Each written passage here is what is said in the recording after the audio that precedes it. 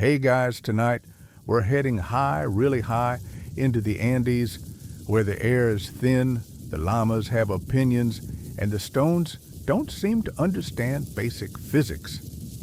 You're standing in the ancient capital of Cusco, the morning chill biting your cheeks as golden sunlight spills across walls that were stacked together centuries ago with such spooky precision. You wonder if the rocks had a group chat. There are no jackhammers here, no steel cranes, no concrete mixers humming in the background. Just bronze tools rope made from grass and engineers who somehow convinced mountains to cooperate. And if you're thinking, there's no way I'd last a day in that toolkit-only reality, you're absolutely right. You'd break the first chisel and spend the rest of your life carrying snacks to someone who actually knew what they were doing. So, before you get comfortable, take a moment to like the video and subscribe, but only if you genuinely enjoy what I do here. And wherever you are, kitchen, couch, back porch in Nebraska, drop a comment with your location and what time it is right now. Now dim the lights, maybe turn on a fan for that soft background hum, and let's ease into tonight's journey together. You drag your feet through the misty streets of dawn-lit Cusco, not because you're tired, but because you're stalling. You've been invited to help prep stones for a new terrace wall on the outskirts of town. And by invited, you mean gently forced by an elder who saw you loitering too close to the maize beer. The ground beneath you hums with quiet activity, footsteps over packed earth, the occasional llama sneeze, and the low thud of stone against stone. Cusco is awake in that purposeful, not too loud way. You pass through a corridor where the walls aren't just old, they radiate old. Not a single drop of mortar holds them together. Yet each stone sits so snugly against its neighbors, you swear they must have shared a childhood. As you approach the quarry site, you can already see them, men and women perched along a hillside, bronze tools flashing in the morning sun. You squint, half expecting sparks. But no, this isn't iron or steel. Bronze. Softer, more patient. They aren't hammering like you'd expect. They're coaxing. A stonecutter motions you over. He presses a small, oddly dull chisel into your hand and points at a chunk of andesite the size of a bathtub. "Start here," he says, then walks off as if it's perfectly normal to hand a stranger the geological equivalent of a boss fight. You tap. Nothing. You tap harder. The tool rings back like it's offended. You finally thump it with real force and send vibration straight up your arm. The stone doesn't even blink. It's like trying to shave a rhino with a butter knife. You glance around. Others are working in rhythm, tap, slide, scrape, tap. There's a system here, but you're not tuned to it yet. Someone next to you chuckles softly and leans over. "Don't fight it," they say. "The stone's older than your complaints. Listen first." You stop. Run your fingers along the surface. It's smoother than you expected, cool and stubborn. You try again, lighter this time, feeling for a weakness, a line, anything. Slowly, you find a rhythm. Not because you're suddenly good, but because you stopped pretending you were in charge. Above, the sun clears the rooftops, turning the dew into steam. Somewhere deeper in the hills, a conch horn blows. That means more stones are coming. You look up the slope, and there they are, blocks bigger than any cart sliding down carved ramps on rollers ropes, pulled taut by teams of workers straining against gravity like it's a bad-tempered mule. No wheels, no beasts of burden, just humans, bronze tools, and a deep-seated refusal to accept what's impossible. You step aside as a crew grunts past one guy shouting about the lazy corner who's slacking. Everyone laughs, including the so-called slacker, who flexes dramatically and nearly loses his grip on the rope. You turn back to your own stone and for a moment imagine what it'll become. A wall, a stair, maybe part of a ceremonial plaza where the emperor will stand one day feathered and serious, pointing at the stars while everyone pretends not to shiver in the cold. The thought warms you, because here's the secret. No one tells you these people aren't building walls. They're building memory, one bronze tap at a time. And you're lucky enough to be holding the chisel. You wake up with a thumb that doesn't bend the right way anymore and a new appreciation for naps on hard stone. The stone cutters start before the sun again because apparently dawn is a suggestion, not a boundary. You rub your neck squint at the block you were working on yesterday and realize you've made roughly the same amount of progress as a snail dragging a piano uphill. Still, nobody laughs at you openly. You're given another chisel slightly sharper this time and a second try.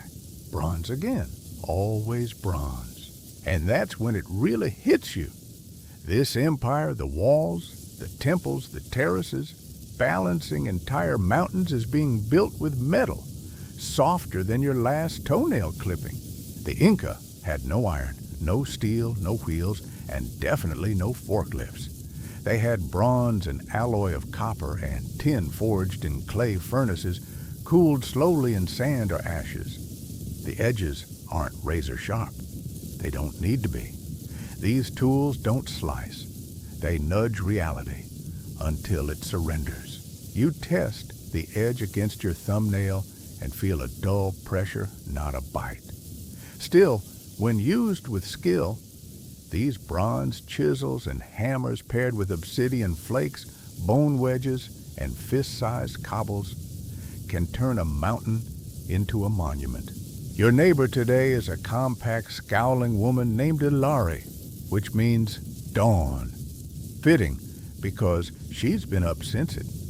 Her toolkit includes a bundle of bronze chisels, each marked with a symbol moon, Puma River, and she swaps between them like a DJ managing a very quiet party. You watch her work and realize she's not just pounding at the stone. She's feeling it. Every blow is calculated. Every tap aims not to break the rock but to persuade it. You try to mimic her style. You fail. The stone responds with a dismissive thud. She glances at you. You're thinking like a butcher, she says. Think like a farmer. Right, you mutter. I'll just emotionally connect with the boulder. She doesn't laugh. Later that morning, you're invited, or more accurately dragged to the forge. It's more of a glowing pit with a wind-breathing pipe than a formal workshop. Inside, bellows carved from hide pump oxygen into an earth-packed furnace.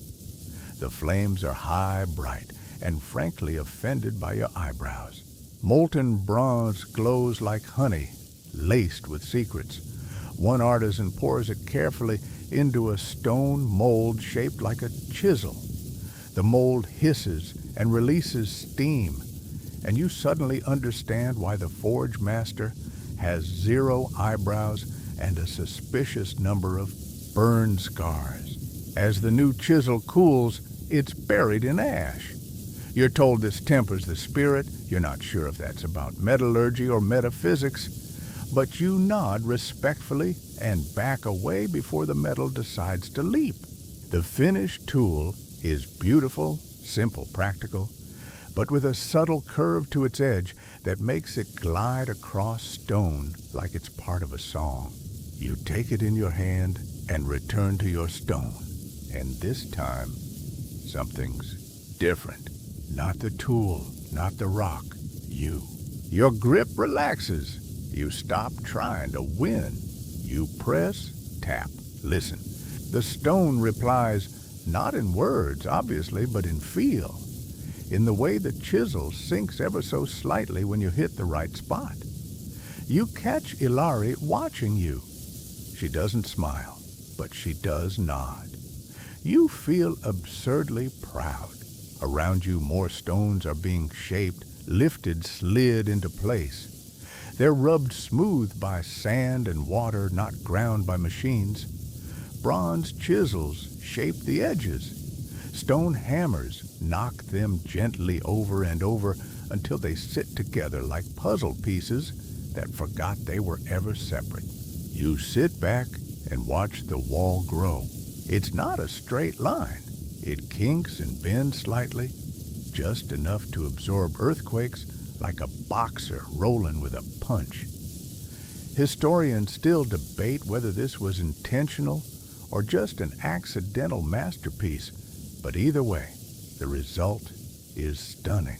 Later, someone hands you a cup of chicha, a fermented corn drink that tastes like sour bread had an emotional breakdown.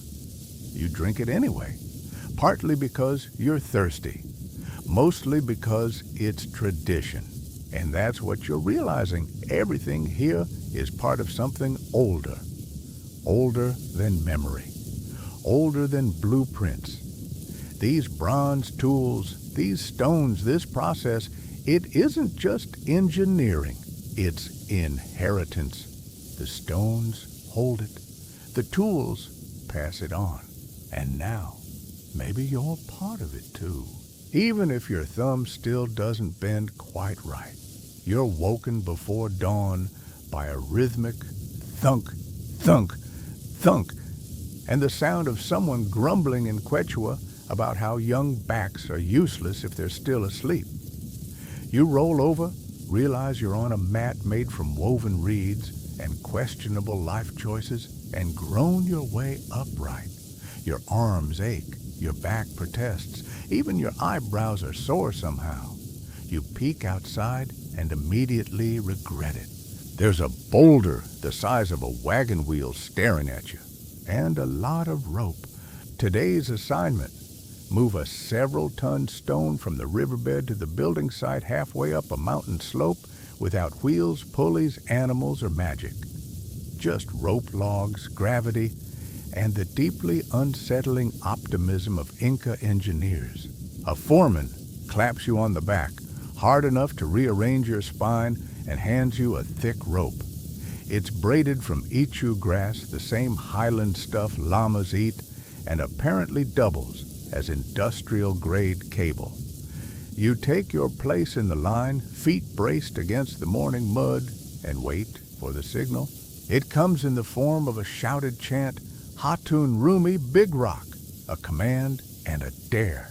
And suddenly, you're pulling. It's not like tug of war. It's more like getting into a polite argument with a very stubborn mountain. The rope digs into your palms, your thighs burn your feet, slide, and the boulder barely moves. But inch by inch, with 50 people sweating and yelling in perfect rhythm, it lurches forward, over logs, across smoothed paths, up ramps built from packed earth and sheer hope. A teen throws down a handful of leaves in front of the stone, muttering a blessing under his breath. Apparently, even the rocks get spiritual encouragement. You pause for breath near the halfway point, leaning against a slope that's absolutely too vertical to exist.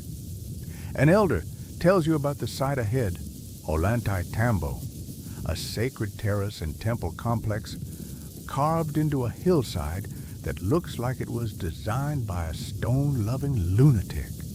The stones being hauled today will form part of a new ceremonial platform. That's right. You're building a giant stone balcony for the gods. No pressure. Back on the move, your group navigates a sharp bend.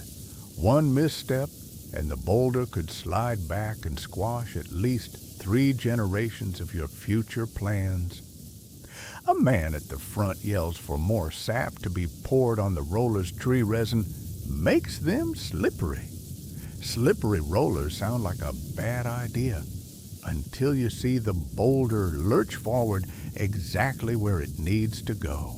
The key is balance, not force, not speed, just controlled, deliberate motion. The kind that whispers, "We've done this 1,000 times before, and we'll do it 1,000 more." You finally reach the plateau.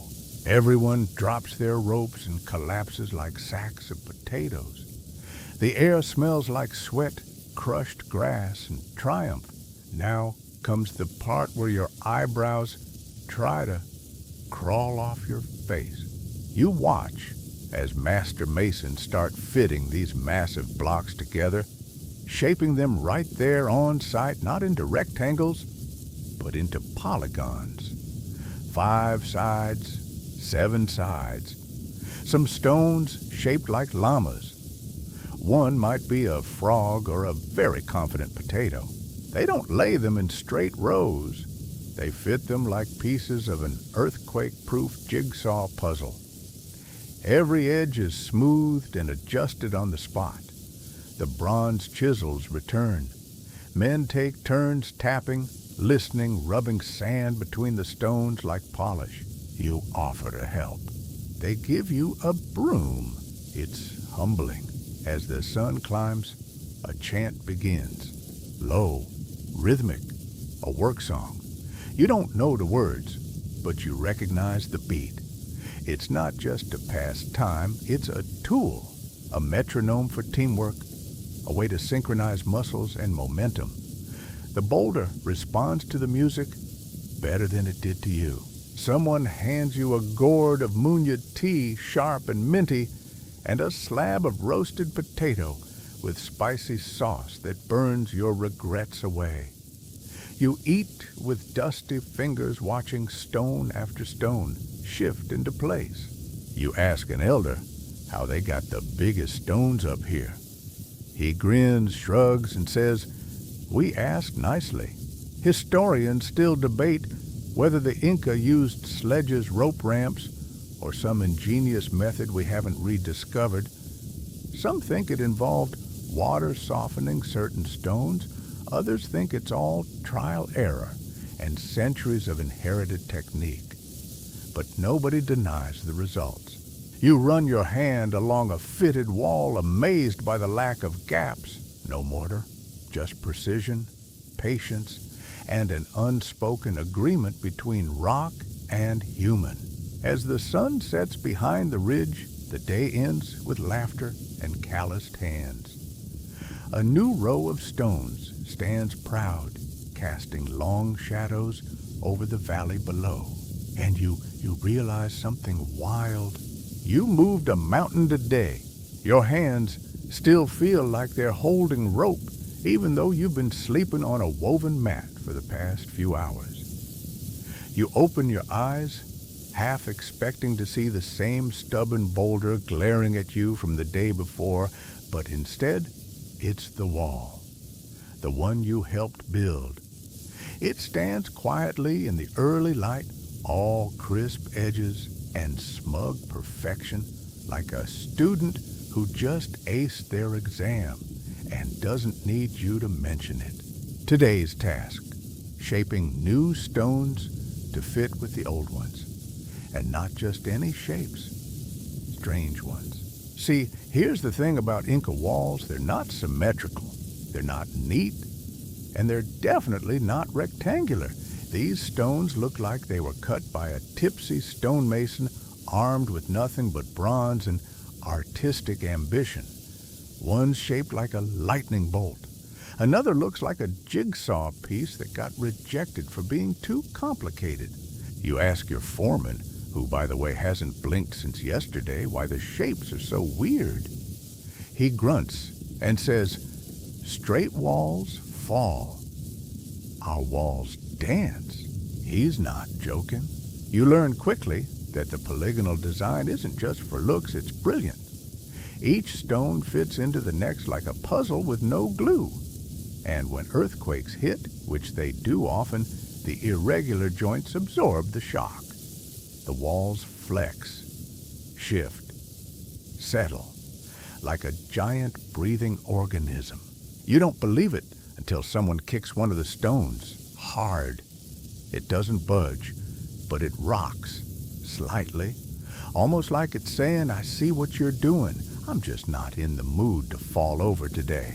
You return to your workstation where your new challenge is sitting a four-sided stone with an identity crisis. Your job, turn it into something that fits between three existing ones, none of which are even remotely square.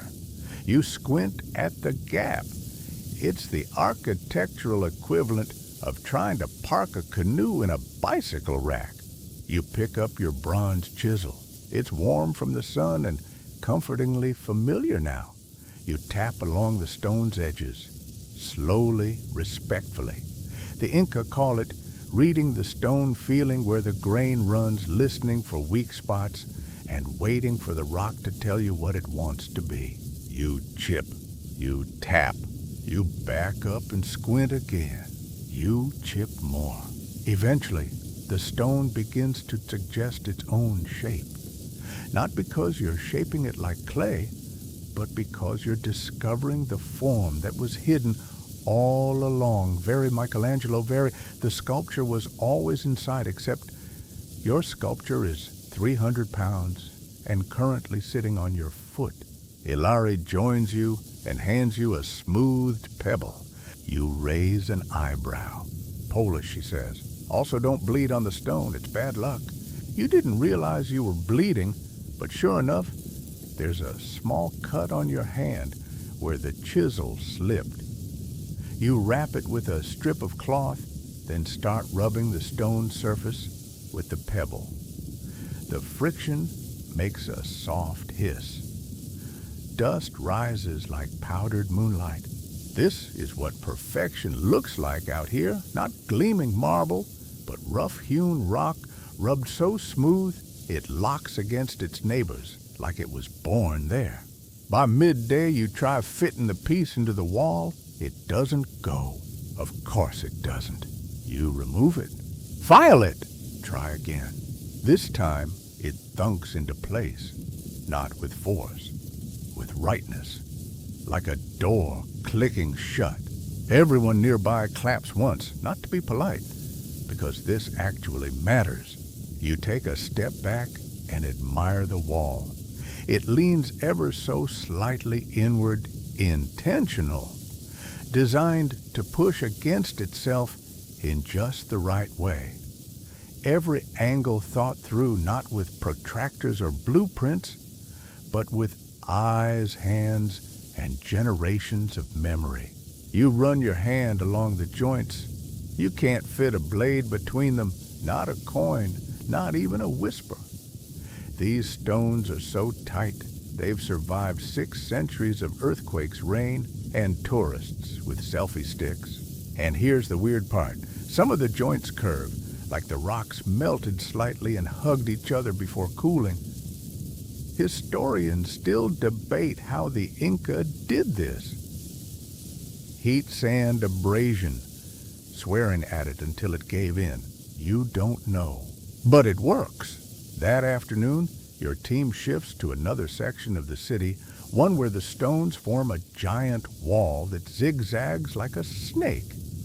They call it Sacsayhuaman, which sounds like sexy woman if you say it fast enough and don't mind being corrected by every local elder. The stones here are enormous. Some the size of SUVs, others the size of your dignity after trying to lift one. Yet they sit together, interlocked like a stone jigsaw, designed by a sleep-deprived perfectionist. You don't even try to guess how these were shaped. You just walk along the base fingers, trailing the seams, and wonder why no one teaches this in school. As the sun sinks behind the hills, casting long shadows across the wall, you lie back in the grass and stare at the stonework above. You know it now. This isn't randomness. This is precision in disguise. A fortress made by bronze sweat and geometry so advanced it pretends to be chaos. And somehow, it works better than anything you've ever seen. You wake to the sound of wind brushing the hilltops, rustling through tall yellow grass like it's carrying gossip from the valley. You roll over, stretch, and remember today's not about hauling or chiseling. Today is about standing on top of a mountain that shouldn't have a city on it and watching it prove you wrong. You're headed to Machu Picchu. And no, you're not taking the train or the tour bus or the trail with the comfy shoes and picnic stops. You're climbing the way workers once did, up a path etched into the spine of the Andes with stone steps so steep they might as well be ladders and switchbacks that feel like the mountain's way of checking your commitment. The sun isn't even up yet. You squint at the horizon as you hike, breath puffing in little clouds, boots scraping against stone smoothed by centuries of determined feet. The higher you climb, the more the clouds begin to drop below you. Eventually, the whole world is fog, except for this narrow, winding trail and your very loud, very opinionated knees. And then just as the sky turns peach gold, you see it. The city in the clouds. Machu Picchu isn't big, not by modern standards, but it feels huge because it's impossible. Terraces stretch like green staircases down the mountainside. Temples cling to cliffs. There are walls, stairs, aqueducts, plazas, and everything looks like it was placed there by a patient hand that had all the time in the world. You reach the plateau and pause, wind pulling at your cloak lungs, sucking air like you're on your 5th birthday wish.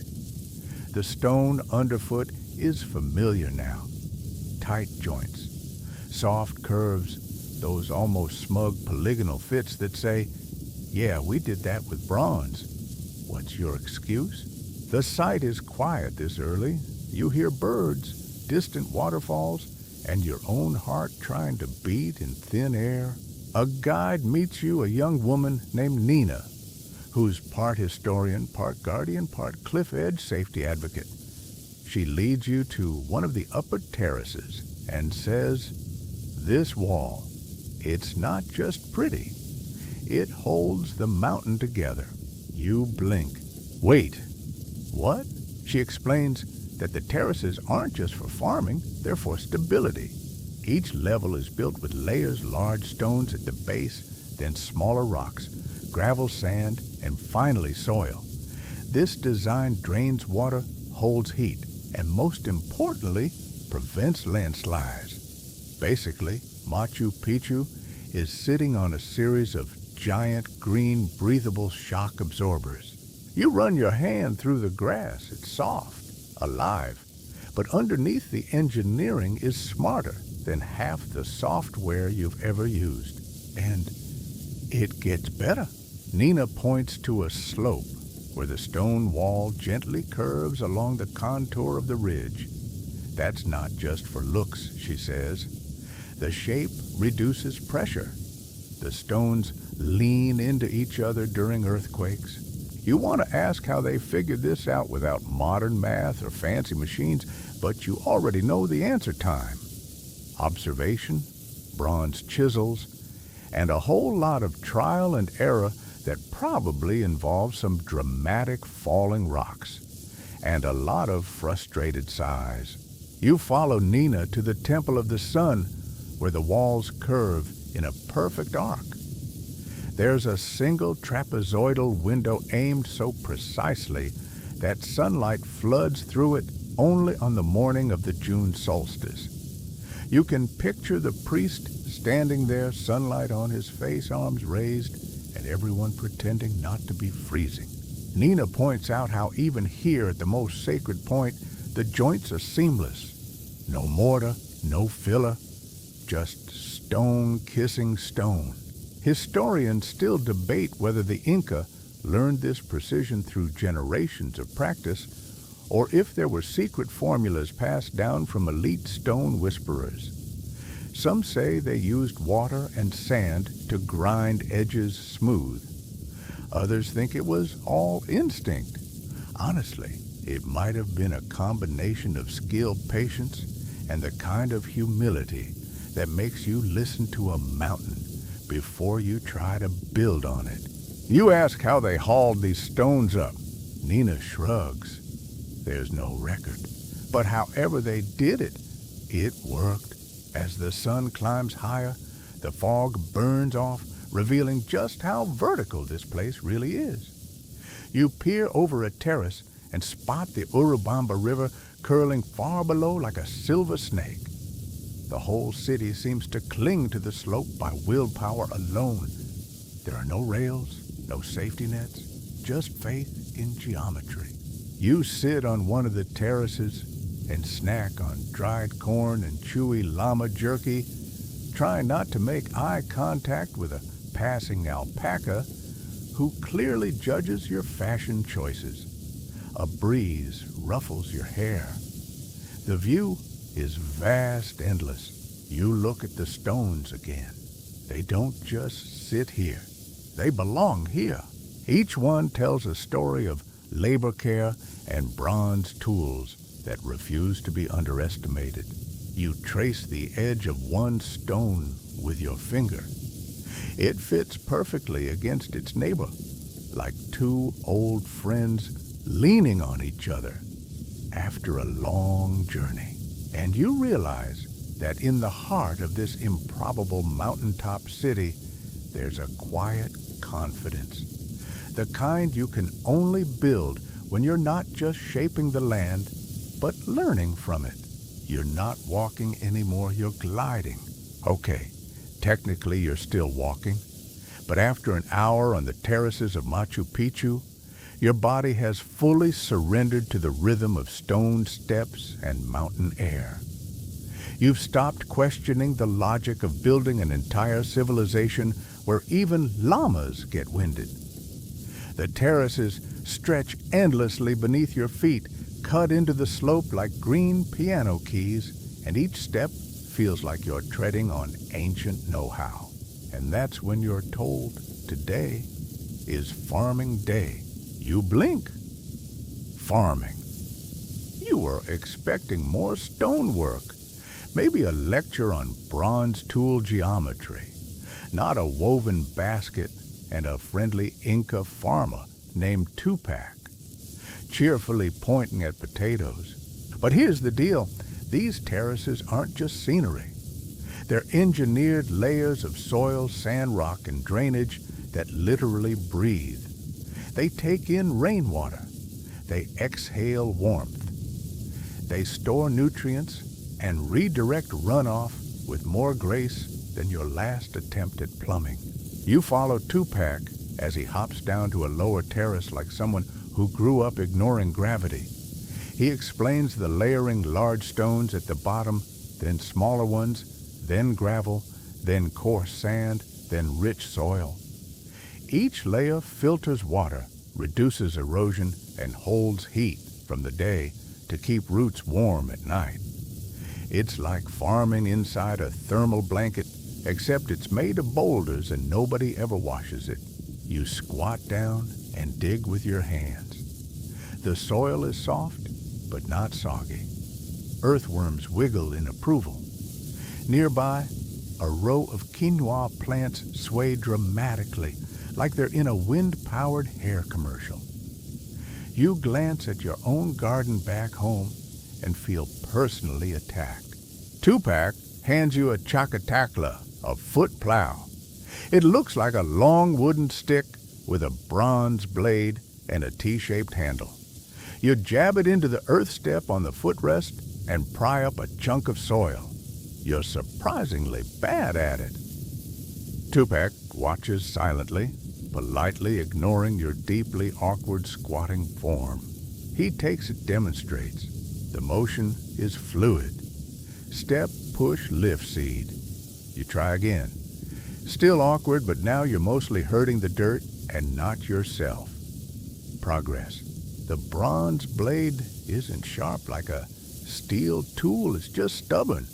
It holds an edge because it doesn't slice. It wedges like a tiny tectonic plate shoving its way through history. As you work, you hear a low hum. Not bees, not wind. Voices. On the upper terrace, a line of farmers is singing. The melody is simple, circular, hypnotic. Each phrase matches a movement step, lift, press, seed. It's not for fun, it's for focus, for unity. The music keeps everyone in rhythm, including the soil. Later, Tupac leads you to a narrow stone-lined canal trickling water along the slope. You ask where it comes from. He grins and points up. Always up. There's a whole network of aqueducts carved into the mountain, feeding water from distant springs into each terrace. You follow one channel and realize it's not straight. It zigzags like someone let a drunk snake design it. But there's genius in the curve. Each bend slows, the water reduces, erosion prevents overflow. And it's angled perfectly to flow just fast enough. Not too little, not too much. You crouch, dip your hands in and splash your face. It's cold, clean, alive. Later, as the sun leans west, you sit with Tupac on a small stone bench overlooking the valley. He offers you a roasted tuber, still warm, slightly charred. You bite in, surprised by how sweet it is. Not sugary sweet earth sweet.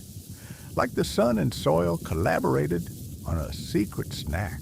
He tells you stories how certain terraces were reserved for royal crops, how soil was carried up from the sacred valley below one basket at a time, how seeds were blessed, and how the Inca didn't farm for the land, they farmed with it. You nod, chewing thoughtfully, because now surrounded by green steppes that breathe and sing and feed, you realize the tools might have been bronze, but the real material here was time. Time shaped these terraces. Generations layered knowledge the way they layered earth. As twilight settles, you help Tupac cover the rows with woven mats to retain warmth. He shows you how the fibers hold moisture and how some mats are laced with herbs to discourage pests. You want to ask if they ever just use scarecrows, but you're pretty sure the answer involves lunar calendars and symbolic hawks. You walk back up in the fading light, taking in the city from a new angle. The terraces aren't just stairs or farmland. They're lungs, earth lungs. You stop at the highest one and look out. Below you, thousands of years of thinking, and none of it done with steel, just bronze and patience. And the kind of humble brilliance that doesn't show off, it simply endures. You wake to rain, not a storm, just a soft, steady mist curling through the mountain like it's looking for someone to gossip with. The terraces glisten, the stone steps are slick, and the clouds have dropped so low that the world feels like a watercolor painting someone left out in the fog. But none of that stops today's mission building with water, not in water with it, because what the Inca lacked in bulldozers, they made up for with physics bronze chisels and the kind of optimism that says we can totally carve an aqueduct into this cliff without falling off. Your guide today is an engineer named Mayu. Her name means river, which feels on the nose in the best possible way. She leads you along a narrow ledge hugging the side of a mountain. On one side, a cliff wall so close you can hear your breath bounce. On the other side, nothing, just space, fog, and a drop so far down your stomach refuses to acknowledge it. You cling to the wall, pretending to be calm. Mayu strolls ahead like she's late for a party and forgot to be afraid of gravity.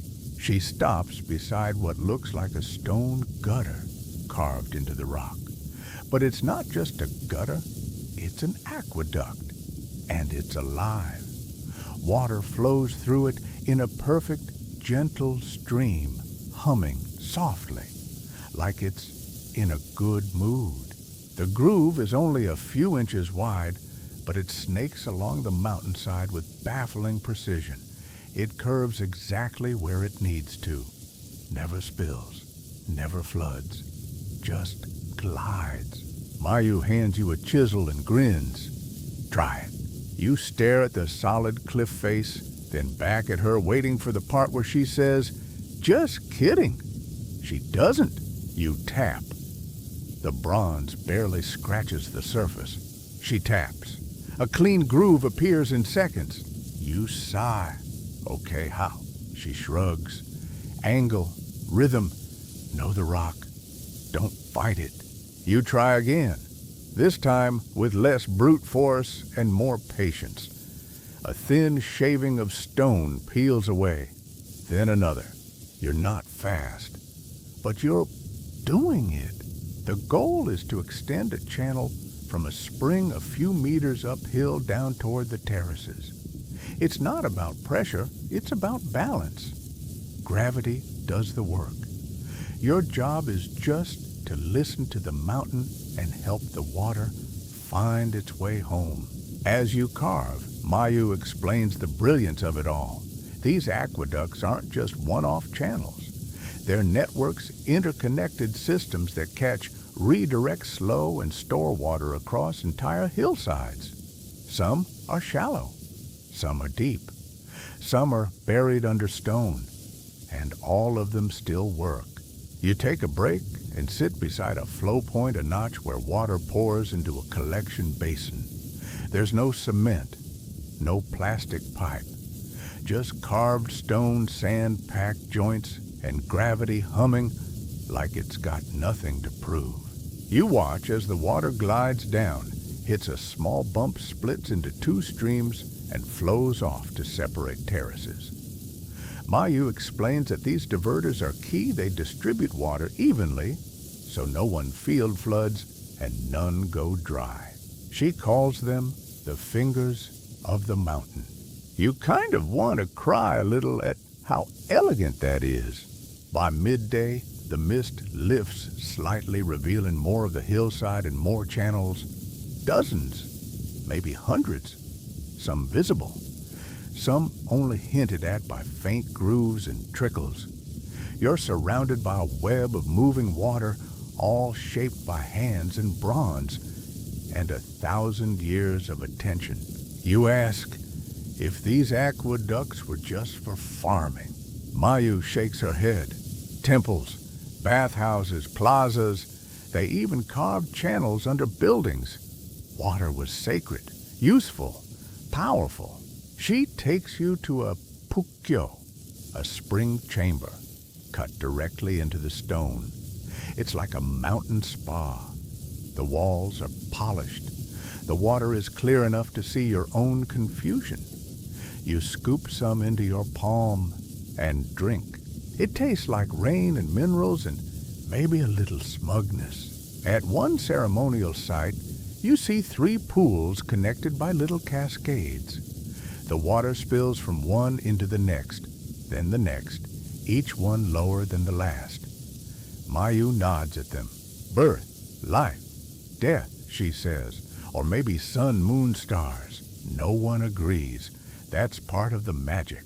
You crouch and trace the rim of the top basin.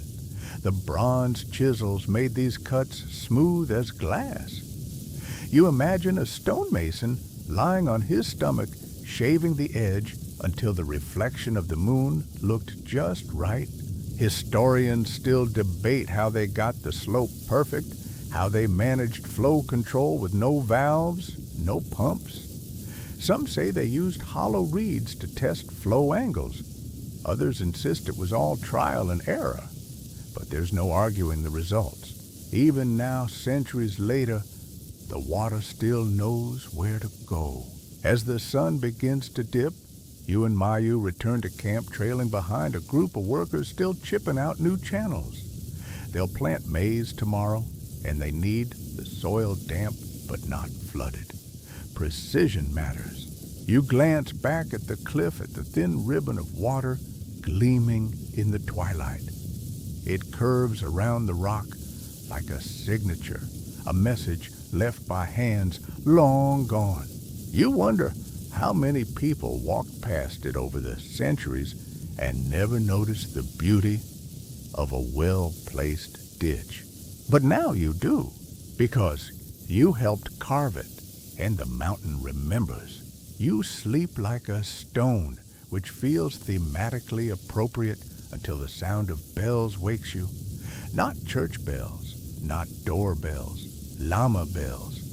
Soft metal chimes tied to necks that bob and sway as a small caravan moves up the mountain trail with the sleepy confidence of animals who know they're the real reason this whole civilization functions. Today's lesson isn't about building upward. It's about building outward. Mayu waves you over as you chew on roasted corn kernels and try not to look too winded from walking 20 feet. She points at a ridge that snakes across the horizon like a lazy dragon. A narrow path hugs the slope barely wider than a cartwheel, hugging cliffs that drop into misty green canyons. That, she says, is part of the Kapak Nyan, the Royal Road. You squint. It looks like a hiking trail that got peer-pressured into being a highway. But she's not exaggerating. This is one thread of a massive spine-like road network that once stretched over 25,000 miles, linking mountaintop temples, seaside outposts, jungle trading hubs, and snow-covered military posts. Built without the wheel, without horses, without concrete, just stones, bronze tools, and legs that knew how to climb. You follow a group of messengers chasqui as they jog up the trail. They're lean, fast, and weirdly cheerful. They carry small pouches slung across their backs and wear sandals that look like they were woven by speed itself. These are the Inca's human postal service, trained from childhood running mile after mile to relay messages, fresh fish, or on one famous occasion, a really impressive pineapple. One of them passes you. You try jogging behind him for about 3 seconds before deciding the message can wait. You stop at a rest station called a tambo. It's a simple stone structure with an overhanging roof, a place where travelers could sleep, eat, or receive fresh supplies. It's not fancy, but it's functional, and it's spaced just right every 10 to 15 miles. Like the ancient world's version of rest stops minus the vending machines. From here you can see how the road has been built. Stones fitted tightly together, some flat and square, others wedge-shaped for traction. In places, steps have been carved directly into the mountain. The road tilts slightly inward, which helps rainwater run off to the sides. There are drainage ditches, curved walls to keep landslides back, switchbacks that make dizzying heights just a little more human. Mayu points to a narrow bridge of stones across a rushing gorge. It doesn't look real. It looks like a dare, but it holds. Because these roads weren't slapped together. They were crafted. You think about how many empires spent centuries building roads with forced labor and steel. The Inca built them with community work, bronze tools, and a serious case of don't look down. As you walk farther along the ridge, the landscape opens. Valleys roll out below you like green quilts. You pass grazing alpacas, small stone shrines tucked beside the trail, and the occasional carved rock that looks suspiciously like it might be a map or a seating chart for mountain gods. Hard to say. Then you reach a section where the road becomes vertical. Okay, not fully vertical, but very steep. Stone steps carved straight into the rock, narrow, uneven, slippery from rain. You glance at Mayu. She just says, "This is where the bronze meets the bravery." You climb, slowly, carefully, wondering how anyone did this in sandals while carrying messages fish, or in at least one record a mummified ancestor. You pause halfway up and notice something strange. The road bends slightly outward here, a gentle bulge in the trail. That's a viewpoint, Mayu says, for spotting messengers or invaders or clouds shaped like important animals. You step to the edge and gaze out. The wind tugs at your hair. The mountains breathe around you. The road continues along the next ridge, disappearing into mist. And you realize this is the circulatory system of the empire. It's not just stone and sweat. It's connection. A way to send news, food, soldiers, prayers, potatoes, whatever needed moving the road, carried it. Uphill, downhill, across rivers, over cliffs. You keep walking. Eventually, you reach a rope bridge. Except it's not just rope. It's made of grass ichu, again, woven into thick cords as thick as your arm. The bridge stretches across a wide chasm, hanging like a smile between two cliffs. You freeze. Mayu walks across. You watch the bridge sway. She turns back and waves. Of course she does. You step onto it, slowly gripping the side ropes like they're secrets. The bridge moves, gently, rhythmically. It's alive. You look down, immediately regret it, and go back to looking straight ahead, whispering something encouraging to yourself and every mountain spirit within earshot. Halfway across, you stop. Not because you're scared you are, but because you get it. This isn't just a path. It's a promise. The empire held together not because of fear or force, but because of access. Because they made it possible to move, to trade, to visit, to carry. And they did it with grass, stone, and bronze. You reach the other side and kiss the ground quietly, because you're still pretending to be brave. Mayu smiles. Only 5 more bridges today. You laugh and then cry. But you walk on, because the road, like the empire, never stops. You wake up to a quiet you can hear. The kind of quiet that settles in your bones, heavier than silence, lighter than sleep. The campfire's down to its last embers, and someone's left you a cup of mate coca, hot, bitter, and just strong enough to convince your legs to work again. Today, it's not about building up or out. It's about building with. Because if there's one thing you've learned out here in the land of fog and stone, it's that Inca masons didn't force rocks into shape. They negotiated. You're headed to a quarry today, a place called Rumi Kolka. It doesn't sound fancy, and it doesn't look like much from afar, but it's the source of some of the empire's most famous stones, including the glittery andesite that still lines the streets of Cusco. The walk there is short, mercifully flat, and filled with birds that seem too cheerful considering the terrain. When you arrive, the site is already humming with activity. Bronze chisels clink against stone. Dust swirls in soft clouds. Men and women crouch beside boulders, tapping them like therapists listening for emotional trauma. And that's the first surprise of the day. These people aren't hammering. They're listening. One mason invites you to sit beside him. He presses his ear to the stone. You do the same. At first, nothing. Then a low, subtle thrum, like the heartbeat of the earth, muffled and patient. Each stone has its own voice, he says, its own grain, its own direction. You nod slowly. This isn't carving, it's reading. He hands you a bronze chisel, short, blunt, and clearly loved. You run your fingers along its worn grip. It's not shiny, it's not sharp, it's loyal. You try tapping the stone's edge. The mason shakes his head. Too dry. He pours a little water over the surface. Then he waits. So, you wait too. The water seeps into hairline cracks you didn't even see.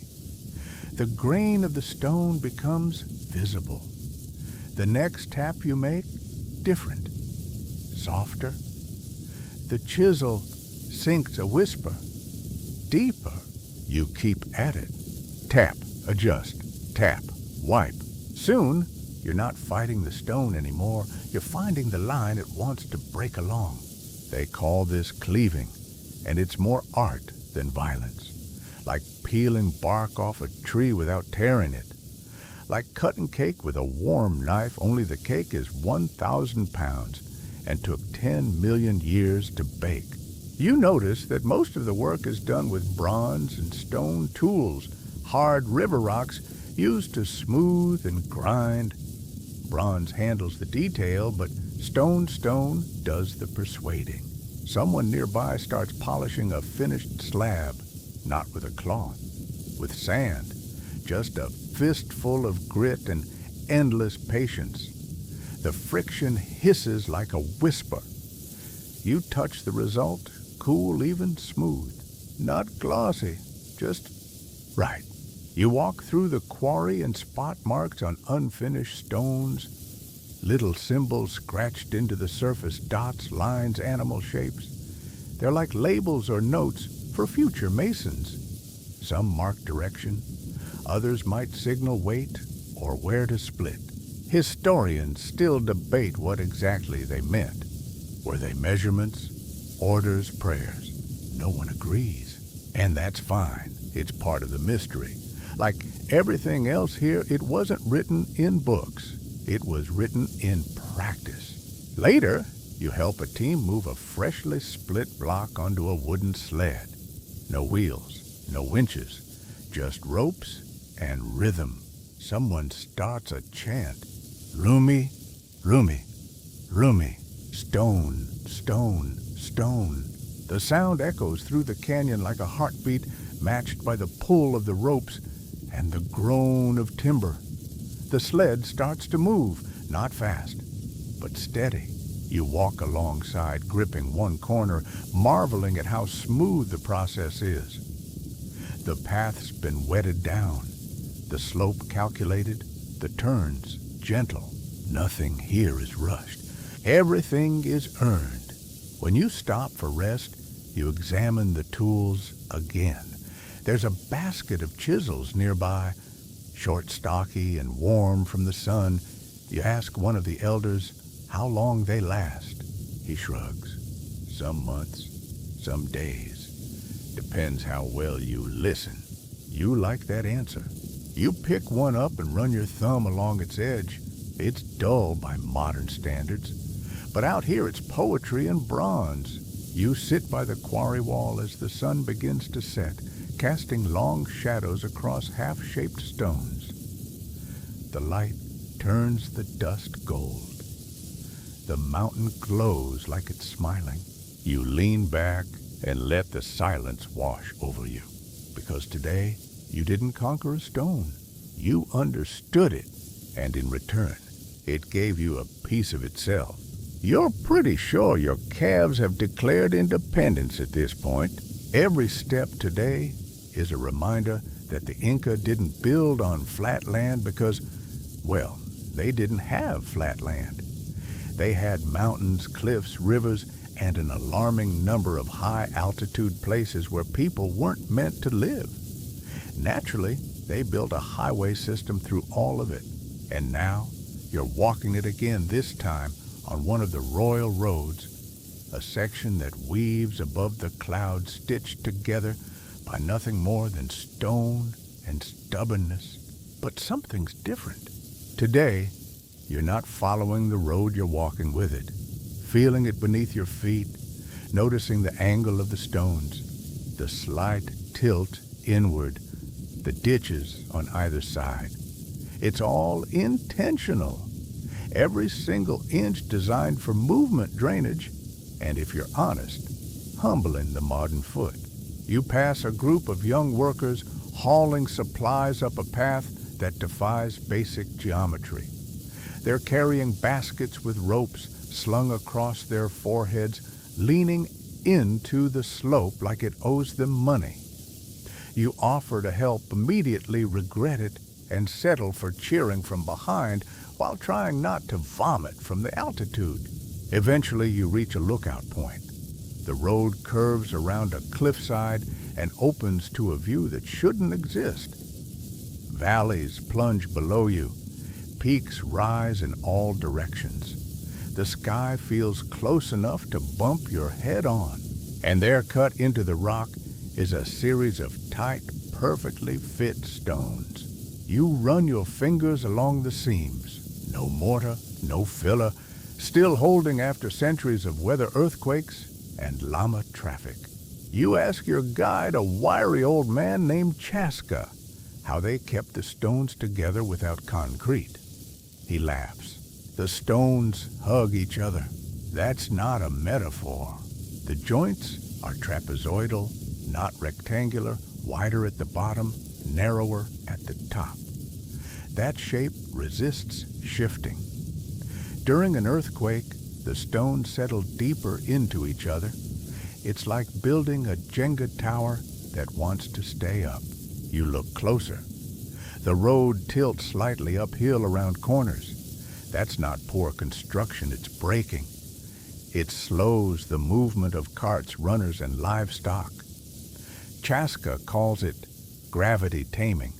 You call it genius. Later, you stop at a section where the road has been reinforced by retaining walls thick, heavy, double-layered. Each layer placed by hand with bronze tools and muscle memory passed down like lullabies. You notice some stones have small carved nubs handles, maybe, or guide marks for placement. Historians still debate whether those were for lifting a lining or just the stone's way of saying, grab here. You climb a little higher and arrive at a small shrine, a single carved stone platform with a polished groove in the middle.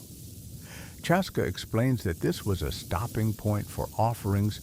Chicha coca leaves whispered prayers to the Apuyes, the mountain spirits. You kneel beside it, feel the groove, smooth, cold, worn down by devotion, not tools. The air here is thinner but cleaner. You breathe deeper, feel lighter. And in the distance, you hear the road hum. Not literally, of course, but there's a rhythm to it, a tone. Every rock placed just so. Every corner carved with the knowledge that people would walk here for centuries, and they have. Later, Chaska shows you something wild, a section of road that goes under a boulder. Not around it, not over it, through it. They tunneled a path beneath a giant stone, because why not? If the mountain wants to be part of the road, let it. You crouch and walk through the tunnel. It's cool, dark, and deeply impressive. You exit feeling like you've passed through the ribs of the Andes. Then you reach a plaza, flat, broad open to the sky. It's a resting point for travelers lined with stone benches and wind shelters. Chaska points out how the drainage slopes gently from the center outward. No puddles, no standing water, just elegant engineering disguised as a picnic spot. You lie down on one of the stone benches. It's not comfortable, but it feels earned. Above you, condors wheel through the sky, tracing circles that no drone could follow. Around you, the road keeps going. South toward Chile, north toward Quito, east into the jungle, west down to the sea. It's all connected, stone on stone, footstep after footstep. You realize you could walk for months and never leave the embrace of this road. And that's exactly what some people did. Inca officials carrying quipas knotted strings full of data, merchants transporting salt textiles, dried fish, farmers leading caravans, priests on pilgrimage, children sent to temple schools, all of them walking these same stones. You sit up, you stand, and you keep walking, because now you're not just on the road, you're part of it. Your hands smell like grass, not freshly mowed lawn grass, mountain grass, wild, coarse, sun-bleached, and currently woven into thick, ropey strands that, for reasons still unclear to you, will be expected to carry your entire body weight across a 100-foot canyon. You are making a bridge. Well, helping make a bridge. A Huachaca, to be exact, the last surviving Inca rope bridge still rebuilt by hand every year by local communities. You've been told that this task takes 3 days, several villages, and more trust in ancient engineering than seems reasonable when you're terrified of heights. You start small, twisting grass. The fiber is ichu, a high-altitude plant that grows in stiff yellow clumps and looks like the hair of a very anxious horse. You grab a bundle, twist it with another, then braid it into thicker cords. Repeat, again and again. Your fingers ache before you've even made a single usable rope. The locals around you work with practiced ease. They chat, laugh, chew coca leaves, and twist grass into gold. One woman, Lucia, shows you how to twist the fiber tighter, using your thigh as a spinning surface. You try. The grass snaps. She nods, clearly unimpressed. Eventually, you make a rope that doesn't fall apart when you pick it up. Small victories. Lucia explains that these ropes are not the final bridge. They're for making the larger cables. First, dozens of these skinny cords are braided into ropes. Then, ropes into cables. Then those cables, 4 or 5 inches thick, are dragged across the gorge and anchored to carved stone blocks on either cliff. No nails, no bolts, no steel, just grass and tradition. You help carry one of the massive main cables toward the gorge. It's heavier than it looks, dense, coarse, full of tension. You reach the edge and look down. Big mistake. The river below crashes against boulders like it's mad about something. The gap between the cliffs looks wider now. The wind kicks up and grabs your poncho, reminding you exactly how replaceable you are. Lucia gives you a look. You coming or not? Apparently, it's your turn to walk across. You watch as the old bridge is cut loose. Its time is up. The new cables are pulled across using smaller guide ropes. On the other side, people secure them to their anchor stones. Then, using logs and more rope, they start weaving the floor a tight lattice of grass and wood that forms a swaying path. It bounces, it creaks. It absolutely does not inspire confidence. You step onto the finished section. 1 foot. 2. It dips under your weight. You let out a sound that might be a laugh or a small terrified bird escaping your throat. Lucia walks behind you. If you fall, scream on the way down, so we know not to follow. You don't know if she's joking. The bridge wobbles, but it holds. Each footstep is a trust fall in slow motion. But you realize something as you go. It's not one rope that keeps you up. It's thousands, twisted, woven, layered. A community of fibers holding each other together the same way the builders do. You make it across, eventually. Shaky, sweaty, but still attached to the living world. You watch others cross behind you. They're sure-footed, laughing, even carrying bundles.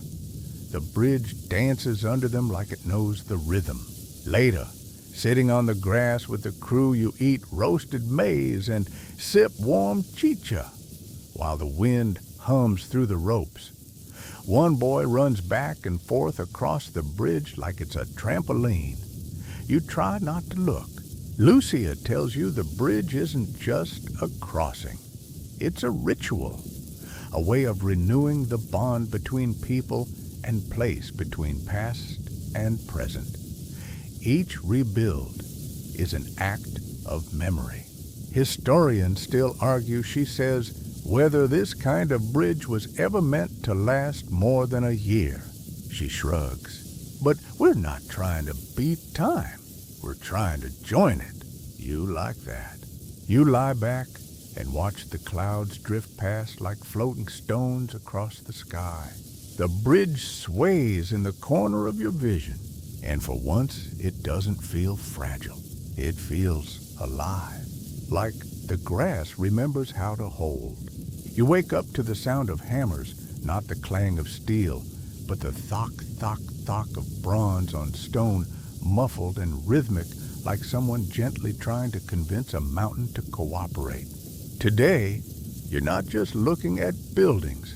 You're inside one. Specifically, you're in the Sacred Valley, walking the sun-warmed streets of Ollantaytambo, a fortress, a royal estate, a temple, and possibly the world's most majestic staircase, all rolled into one. Your guide, Amaru, waves you toward a massive wall, already glowing golden under the early light. The stones here aren't just large, they're enormous. One of them, nicknamed the Wall of the Six Monoliths, is so big it makes your spine hurt just looking at it. You ask the obvious question, how did they move these? Amaru grins. We don't know. You blink. Like at all. Not really. Some say ramps. Others think log rollers. One theory says they floated them during the wet season. There's even a story about a line of people passing rocks hand to hand for miles. You imagine a conga line of farmers doing a bucket brigade with boulders and quietly file that image away as probably not, but fun. Then he adds, and the stones came from across the river. You spin around. Sure enough, on the opposite slope, a quarry. Far away, higher up, with no bridge in sight, you stare at the monoliths again. Your brain makes a small wheezing noise. It's not just the size of the stones, it's the fit. Every surface is carved, every joint polished, every angle tested by centuries of rain, heat, and earthquakes, and still they cling together like puzzle pieces made of planet. You run your fingers along the edge where two stones meet. You can't fit a credit card in there, or a hair, or a lie. Amaru shows you where one block has an odd little bulge on the side. See that, he says.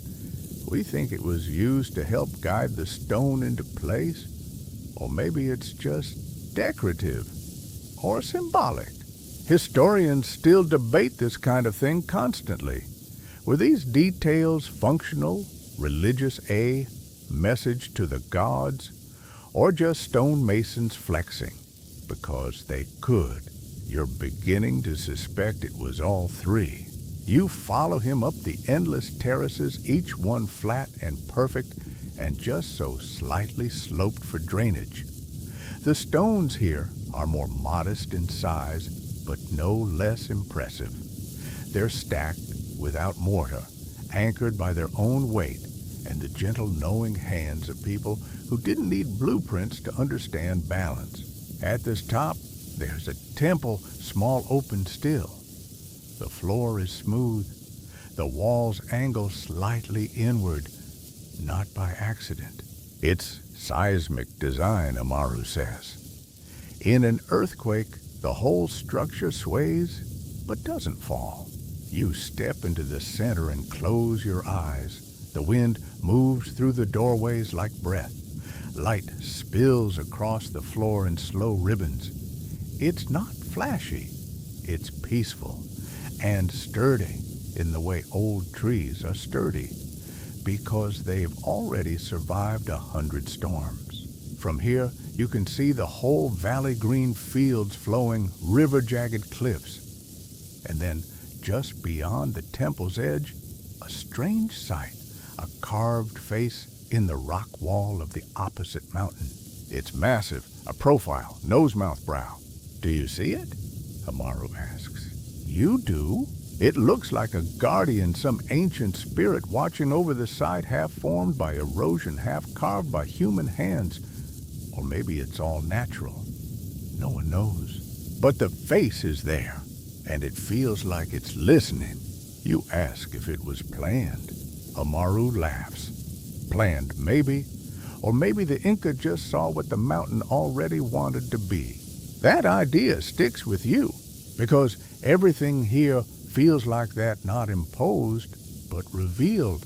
As you walk back down the terraces, your legs trembling from the climb, you notice something else. Little holes carved into the corners of some blocks. Drainage, lifting points, ancient cup holders. No one agrees. But every mark tells a story.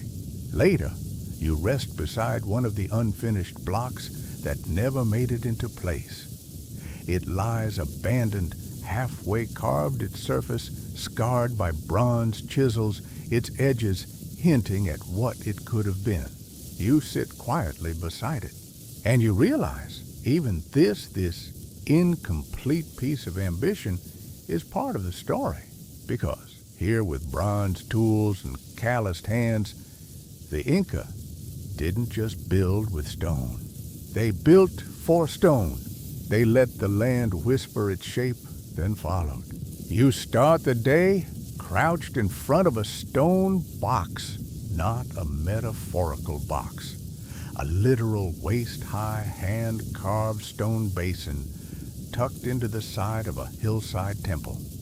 It doesn't look like much, just a depression in the rock gently sloped smoothed over time. But when water flows into it, magic. The reflection is so clear, you forget which side of the sky you're on. Your guide today is Inti, which feels a little on the nose, given that it's also the name of the sun god. She's young, quick-witted, and currently explaining that this box is a ritual mirror, used to observe the sky, especially the stars.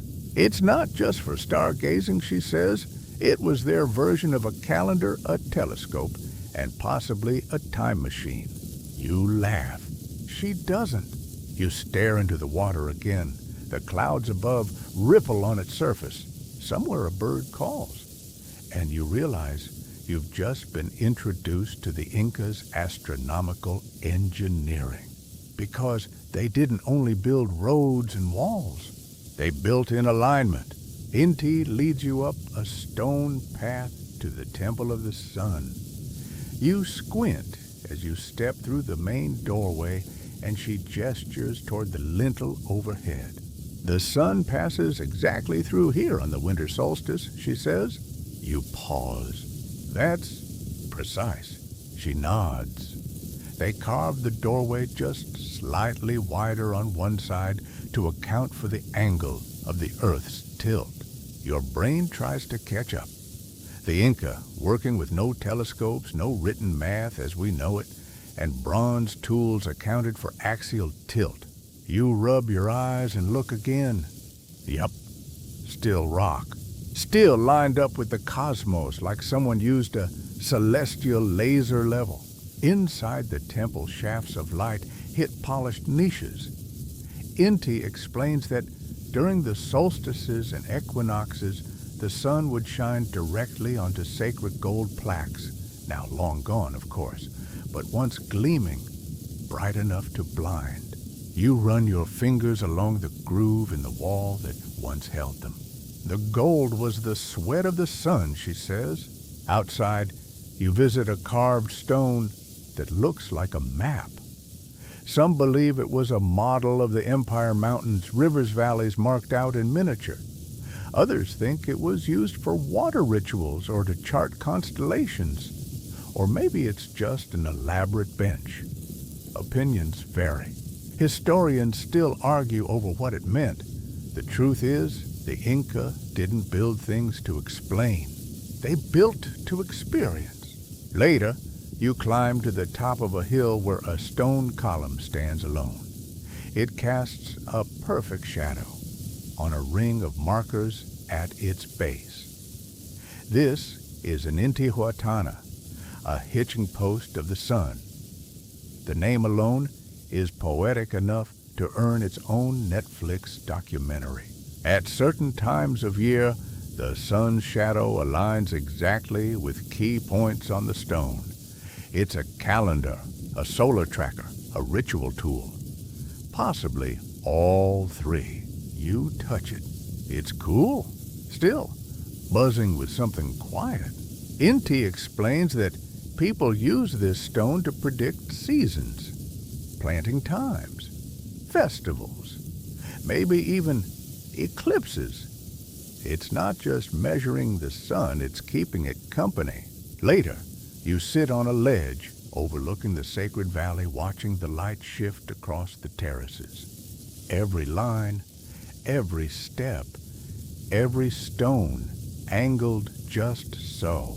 You begin to see the empire not just as walls and roads, but as a living clockwork. The temples didn't just face east. They leaned toward the rising sun. The windows didn't just let in light. They caught it, focused it, channeled it. The stones weren't carved for beauty. They were carved to align with the stars, with the solstice, with the heartbeat of the cosmos. Inti pulls out a piece of pottery, a replica of a vessel used in sun ceremonies. Its rim is chipped, but you see faint markings, a jagged line, a tiny circle, a spiral. Not decoration. Direction. This is how they told stories, she says, not with words, with paths. And you begin to understand. To the Inca, building wasn't just physical, it was relational. Stones remembered, water reflected, shadows measured, and the heavens, they weren't above you. They were part of you. So you sit there watching the sunlight stretch across carved stone and wonder what time it is. Not on a clock, but in the great breathing engine of sky and earth. And for once, you know exactly what time it is. It's the hour when the stones whisper back. You wake before dawn to the smell of damp earth and the sound of footsteps, not many, just a handful of hushed movements on stone. Outside your tent, the sky is still slate gray, the kind of quiet color that makes the mountains look like sleeping giants. You're not heading to a construction site today. You're going underneath one, specifically to a place the locals call the hidden veins of the empire. You follow your guide, a quiet, wrinkled man named Tupac, through a narrow stone corridor near a hillside shrine. It leads unexpectedly downward, deeper, tighter. The walls close in until you're ducking, breathing shallowly, brushing against rough-hewn rock. Then the path opens into a chamber lit by a single shaft of morning light piercing through a slit in the ceiling. The floor glows like a stage. This is a storage tunnel, an Inca colca, not glamorous, not famous, but absolutely essential. Tupac points to the walls where dozens of niches are carved in perfect rows. You imagine them once filled with maize-dried meat beans, clay pots, even freeze-dried potatoes called chuño. The Inca were preppers before prepping was cool. He lifts a woven basket to show you a set of circular stone-lined pits. Ventilation, he says. They kept everything dry, even in the rainy season. You crouch beside one and feel the cool air rising gently. It's subtle, but steady engineered airflow using nothing but stone slope and a solid understanding of mountain breezes. Tupac walks you through the layout. This tunnel connects to several others, forming a subterranean web beneath the plaza above. Food stored here could last for years. In times of drought or siege, these vaults fed entire communities. They didn't just build temples and fortresses. They built resilience. As you wander deeper into the network, you come across a section lined with jagged stones stacked at odd angles. Earthquake buffers, Tupac says. When the ground shakes, these absorb the movement. You raise an eyebrow. Earthquake-resistant storage tunnels. In the 1400s. He just nods. You notice small carved gutters in the floor. Drainage. Okay, now they're just showing off. Later, Tupac leads you to a tunnel exit disguised as a flat slab of rock. He pushes it open, and you emerge like a mole blinking into sunlight. You're on the other side of the hill, now standing in front of a cancha, a courtyard surrounded by multi-room buildings used for administration. The rooms are simple. No murals, no gold. Just precision stones fitted so tightly, the walls hum with quiet purpose. You step inside one room with a series of circular depressions in the floor. Grain sorting, Tupac says, or counting stations, no one's sure.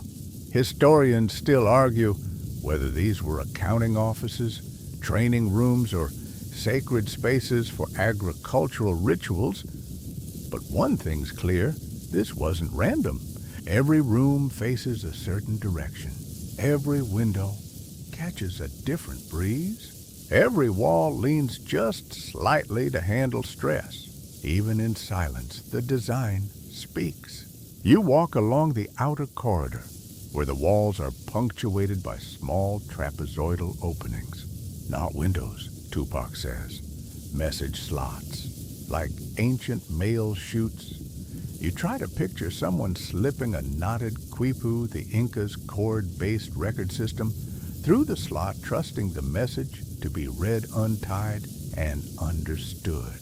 It feels oddly modern.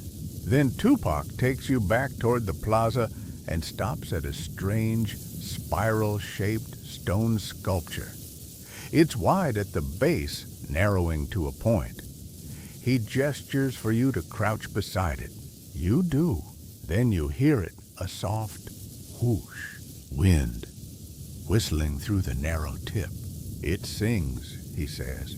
You listen, and the stone does. Not loud, not melodic, but real. Some say it warned of approaching storms, Tupac adds, or called the spirits. Maybe it was just a way to keep birds off the grain. You both laugh. Because that's the thing about Inca engineering. It blurs the line between utility and spirituality, between science and art, between this holds food and this might be sacred. Later, you sit on the plaza steps watching people go about their day. Children chase each other between the storage tunnels. A woman passes with a basket of dried herbs. A group of builders measures stone for a new terrace wall. No one's rushing. Everyone knows what they're doing. And you realize this empire didn't thrive because of gold or armies or giant walls. It thrived because it functioned, because it fed itself, stored wisely, planned ahead, and because even the smallest stone box was part of a larger system.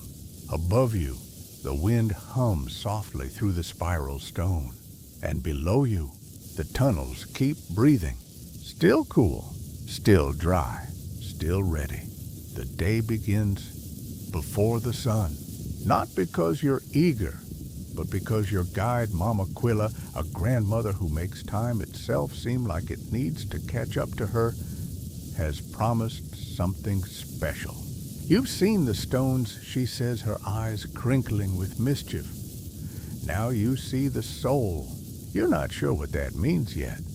But when a woman named after the moon tells you to put on your best woven shawl and follow her into the fog, you don't argue. She leads you up a path carved into the side of a steep ridge where the morning mist hangs like a curtain waiting to be pulled back. The air smells like eucalyptus dust, something faintly metallic. As you climb, you pass shrines tucked into rock crevices, each with a few coca leaves or pebbles offered on top. Apus, she whispers, mountain spirits. You nod respectfully at a particularly grumpy-looking peak and promise not to slip. Eventually, the path levels off and widens into a flattened platform overlooking the sacred valley. You gasp not from the view, though it is heartbreakingly beautiful, but from the sheer precision of what lies ahead.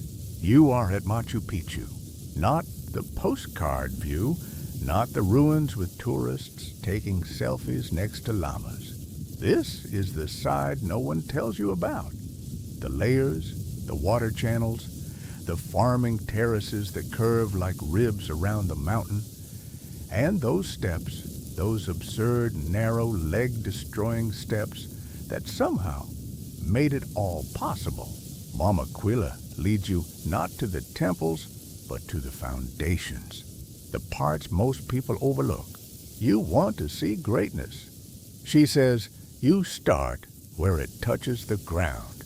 She points to a series of stair-stepped stones, each interlocked with a small groove carved into it. Drainage, she says, over 100 channels, still working. You crouch, touch the stone, feel the trickle of water moving through it, not rushing, not pooling, just flowing. The mountain breathes through these channels. During rainstorms, the whole city could shed water without flooding or eroding. You follow the channels uphill. They zigzag, split, merge, vanish into carved gutters, then reappear, guiding water exactly where it needs to go. And it hits you. This city didn't just sit on the mountain. It danced with it. Later, Mama Quilla shows you a long, sloped terrace wall. You assume it's for farming. Also supports the city, she says. Earthquake. These terraces sway, then settle. You imagine the whole mountain shivering during a tremor, and the terraces simply breathing through it. She takes you to the Temple of the Condor, next a place carved partly into natural rock. Its wings spread wide in stone, its beak an altar. It's not the flashiest temple, but it feels quiet, like it's listening. Some say sacrifices were made here, she murmurs. Others say it was just a symbol or a story. Historians still argue, naturally. But what no one argues about is how it all still stands. Stones placed without mortar, roofs once thatched with grass, foundations fitted to the rhythm of the earth, and every line, every angle intentional. You sit in one of the trapezoidal doorways, your back against the stone, the wind lifting your hair gently as if whispering, "Now you understand." Because now finally you do. You understand that the bronze tools weren't primitive, they were precise. That the roads weren't rustic, they were the veins of an empire. That the stone wasn't conquered, it was respected. Every building, bridge, channel, and carving wasn't just about structure. It was about relationship to the land, to the sky, to each other. As the sun breaks through the fog and casts gold across the terraces, you sit back and breathe it all in. You don't take a picture. You don't check your watch. You just sit and let the empire speak softly, stone by stone, wind by wind, memory by memory. The sun has long since dipped behind the ridgeline, and the stars begin to merge one by one like glowing embers scattered across the dark velvet of the Andes sky. You lie back on the terrace stone, still warm from the day, the kind of warmth that lingers not just in the rock, but in your chest, in the stories now tucked quietly into the folds of your memory. The sounds of footsteps, chisels, rushing water, they've all faded into something softer. Just wind, just quiet, just the feeling that something deep is still alive beneath you, waiting, listening, holding. The empire doesn't shout, it whispers in the slant of a stone, the bend of a terrace, the hush of a bridge made from grass. It reminds you that brilliance doesn't need grandeur, that resilience often comes in braids, that a civilization can reach the heavens with nothing but patience, bronze tools, and an extraordinary understanding of how the earth prefers to be touched. You breathe in deeply, cool air sweet with dust and history.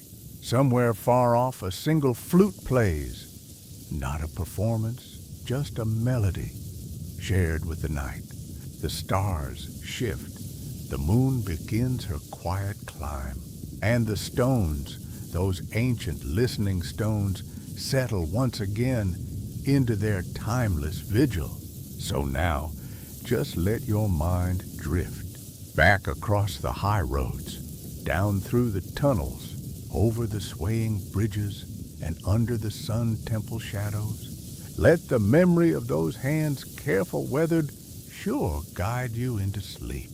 You've walked where engineers once whispered to rock. Now, let your dreams walk with them. Good night.